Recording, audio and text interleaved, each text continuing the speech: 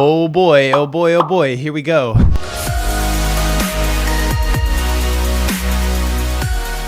So why do we dream? Let's talk about it. Hi, in case you're new to the channel, my name is Jesse Lyon, dream scientist, licensed mental health counselor, and certified clinical hypnotherapist. I'm talking today about why you dream. Sometimes it can be really annoying, sometimes it can be really terrifying, and sometimes it can be the best night of your life. But what's it all for, right? You know, it's been something that we've talked about as human beings for a very, very long time. I mean, humans have been talking about dreams, interpreting their dreams, and using them as both a way to motivate themselves, feel peace and confidence for thousands and thousands of years. I mean, the idea of the witch doctor has been a part of culture for a long, long time. The dream interpreter, the medicine man or person who goes and talks and helps someone understand what's going on in them so they can have insight into the future. I mean, that's a part of just who we are as people. So we're talking today about what science can tell us about why we dream and what you should do about it tonight. So there's a couple things that we need to understand. When we're talking about dreams, we need to understand a little bit of brain structure, right? And I'm not gonna get too far into this because let me tell you, some of those books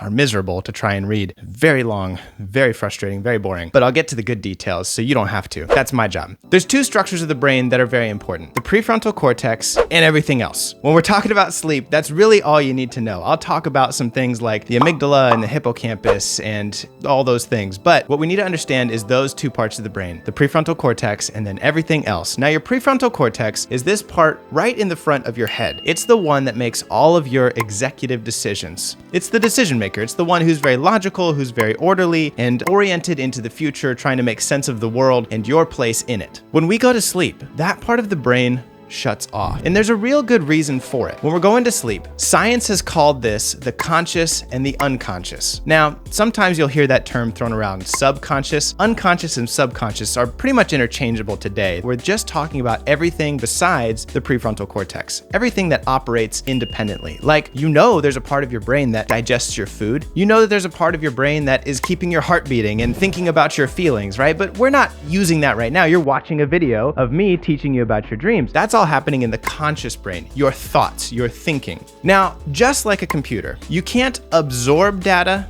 and give it meaning at the same time, right? This is one of the difficulties and limitations of computation and of thinking. You can't take in information from the world and make sense of it all at once. Those two things have to happen separately. So when you go out and experience a wonderful day, let's say you go on vacation, you go to Disney World or Disneyland or something, right? You have an amazing day. It's your thoughts about that experience afterwards that are gonna give it meaning, making it the most magical day, you know, or the most magical place on earth, as they say, depending on whether you like Disney or not. That's the difference. You can't absorb the day and make meaning of it at the same time. It's when you go to sleep that your brain shuts all that data intake off and makes sense of it so you can live your life and integrate those experiences into your long-term story, the story of your life and who you are as a person. That's what sleep is really doing. Now, there's two phases that take place while you're sleeping to make this happen. One's called REM, and then very cleverly, the rest are called NREM. There's 5 stages of sleep altogether, 1 REM stage and 4 non-REM stages. And NREM just simply means not REM. They're really clever when they came up with that one.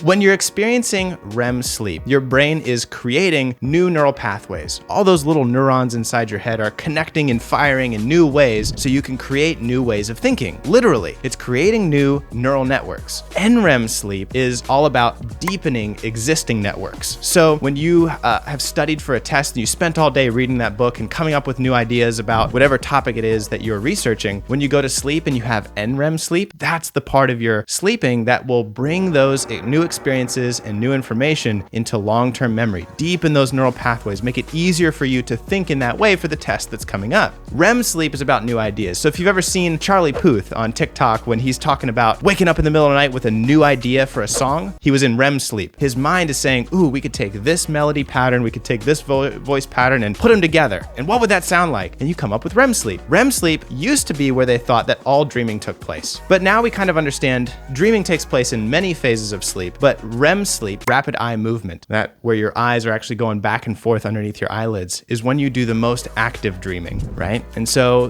that's what's very interesting about sleep. Now, there's two parts of the brain that are increasingly active in REM sleep. You have your thalamus and your amygdala. The thalamus is the part of the brain that sends messages from your sensory organs to the front part of your brain in order to make sense of, okay, we heard this sound, we saw this image. Is that a dangerous image? Is that an exciting and joyful image? What kind of sense do we need to make of it? That's your thalamus, right? Now, your amygdala controls all your emotions. If you've ever spent any time dealing with your mental health or talking with mental health counselors, they always talk about their amygdala because it's the emotional processing center of the brain. Those two pieces of your brain really start to light up when you dream because you're making sense of sensory images. You'll feel things hot and cold in your dream. You'll hear sounds. You'll see images while you're dreaming, all in the thalamus. And the amygdala will give you those feelings. When you see that shadowy monster, your amygdala lights up and says, oof, we're feeling afraid right now. Now, the reason that it does that is because it's trying to make sense of what you experienced. So if you had a particularly difficult day and you go to bed, you'll probably have a stress or anxiety dream because your mind's trying to say, okay, this was a rough day. How do we need to do things so we don't ever have that happen again? What do we need to change to make sure that tomorrow's a better day? What do we need to re-experience so that way we make sure to never repeat that process? This is why your brain will have those particularly scary nightmares. So you might be thinking to yourself, that's all fine and dandy, Jesse, but then why do I have such terrible dreams? Or why do I see certain people in my dreams? Or why do dreams seem to make no sense, like a flying toaster or a whale that jumps like a Tigger from Winnie the Pooh? Well, there's a couple things that we need to go over. When you're trying to make sense of your dreams and trying to think, okay, why did my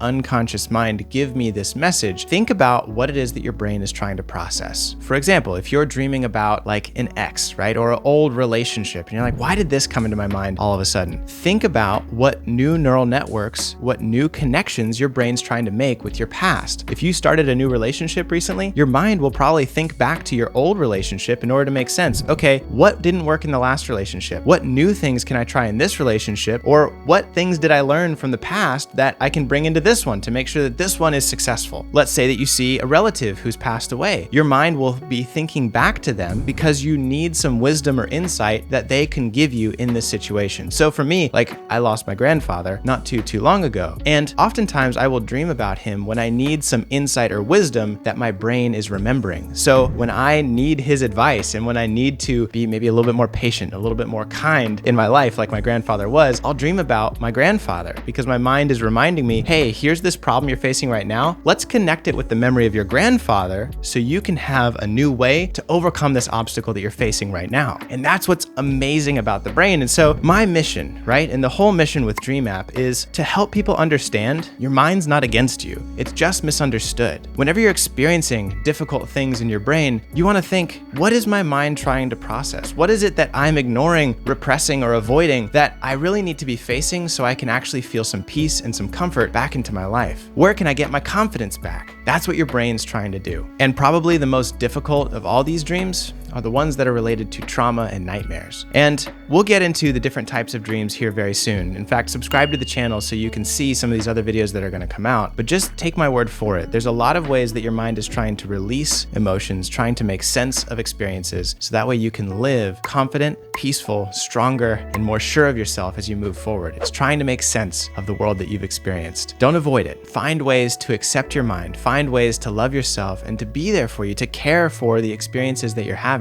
so that way you can move into the future with confidence. If you like this content and want to learn more about your dreams and what they mean, hit subscribe and tap that bell. We're going to be releasing some videos here very shortly about why you don't remember your dreams or why you think that you're not dreaming and why dreams are so strange, as well as some of those videos we talked about, the 4 types of dreams and how you can identify what it is your mind is trying to tell you. Until then, download DreamApp, check it out, link in my bio, and thank you for being here. I look forward to talking to you again real soon. Until then, peace.